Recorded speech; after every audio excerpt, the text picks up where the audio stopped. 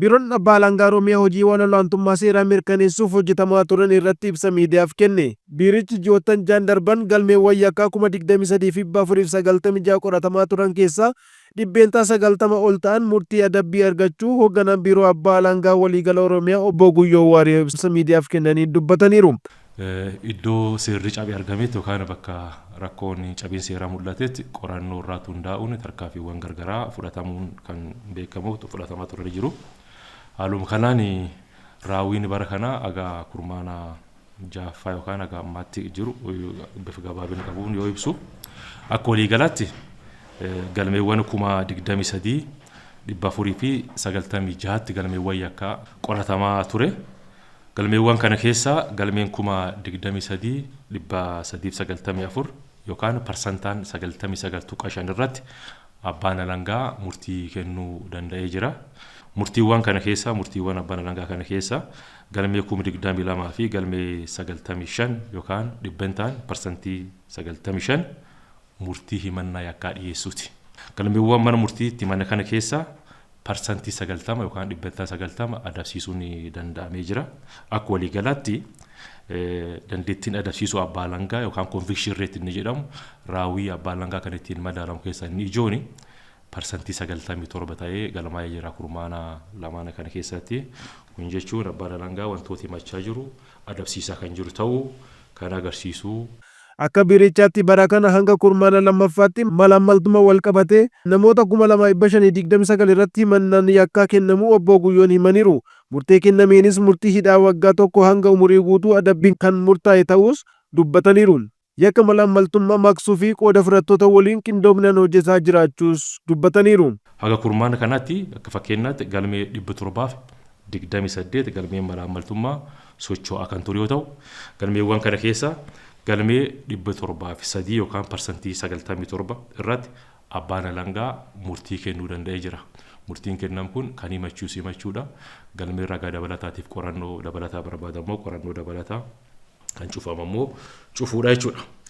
Egaa namaa yoo ibsamu hanga kurmaana kanaatti namoota 2,529 irratti himannaa yakkaa banamuun danda'amee jira. Dhimma yakka malaammaltummaa kanaan wal qabatee kan himanne keessaa dandeettiin adabsiisuu abbaa alangaa parsantii 91 ta'ee galmaa'ee jira. Murtiin kenname hidhaa waggaa tokkooti haga umurii guutuu kan ta'u.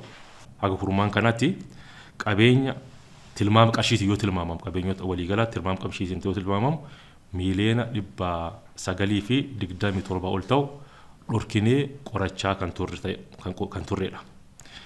Qabeenyi kan tokko yoo ibsinu fakkeenyaaf maallaqa callaa baankii jiru miiliyoona 39 qarshii 248 439 fi saantima 36 dhorkamee qoratamaa kan jirudha.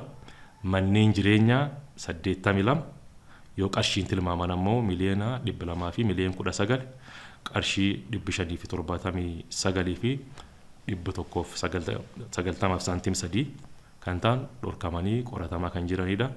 Konkolaattonni 15 dhorkamanii qoratamaa kan jiranidha. Lafa magaalaa kaareen bal'inni isaa 41,000 fi 173 ta'u dhorkamanii qoratamaa kan jiranidha. Lafa investmentii kaareen yoo bal'inni isaa 47 caalabaasii waqtawaan yoo kenname qarshii 300 fi 38 fi 400 ta'u qoratamaa kan jiru. Lafa baadiyyaa hektaara 23 xaa'oo kuntaalaa 255 kan qorannoo irra jiru. Isaan kun dhorkamanii qorannoon adeemsirra kan jira yoo ta'u hanga ammaatti ammoo qabeenyi falmiin mootummaa deebi'u yookaan mana murtiitti mootummaa akka deebi'u taasifame qarshii miiliyoona 68 akka fakkeenyaa kaasuun hin danda'ama.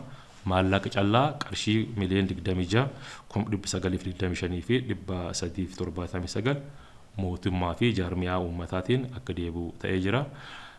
Falmiin deebisuun akkuma jiru ta'ee tarkaanfii bulchiisaatiinis qabeenyonni hedduun akka deebi'an ta'aa turee jira.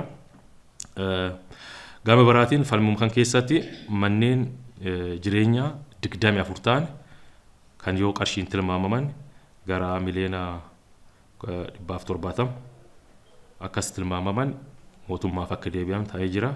konkolaataan tokko falmiin akka dhalamu ta'ee jira. Lafa magaalaa kaaree 51,460 yoo liisii xiqqaan kennama ta'e qarshii miliyoona 200 fi miliyoona 19,24,135 ta'u falmiin bana langaa falmee mootummaaf kan deebise.